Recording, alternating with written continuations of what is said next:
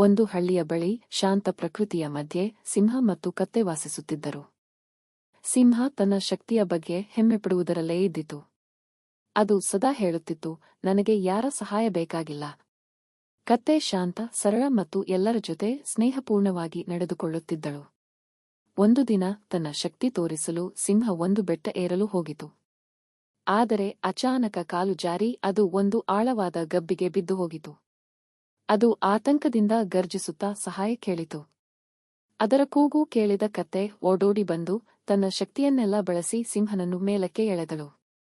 ಸಿಂಹ ತಲೆ ಬಾಗಿಸಿ ಹೇಳಿತು, ನಾನು ಹೆಮ್ಮೆಪಟ್ಟು ಬಿದ್ದಿದ್ದೆನು. ನೀನು ನನ್ನನ್ನು ಉಳಿಸಿದ್ದೆ. ಧನ್ಯವಾದಗಳು. ಕತ್ತೆ ನಗೆಮುಖದಿಂದ ಉತ್ತರಿಸಿದಳು, ನಿಜವಾದ ಶಕ್ತಿ ಸಹಾಯ ಮಾಡುವ ಮನಸ್ಸಿನಲ್ಲಿ ಇದೆ. ನಿಮಗೆ ಈ ವಿಡಿಯೋ ಇಷ್ಟ ಆದಲ್ಲಿ ಒಂದು ಲೈಕ್ ಮಾಡಿ ಮತ್ತು ಚಾನಲ್ ಸಬ್ಸ್ಕ್ರೈಬ್ ಮಾಡಿ.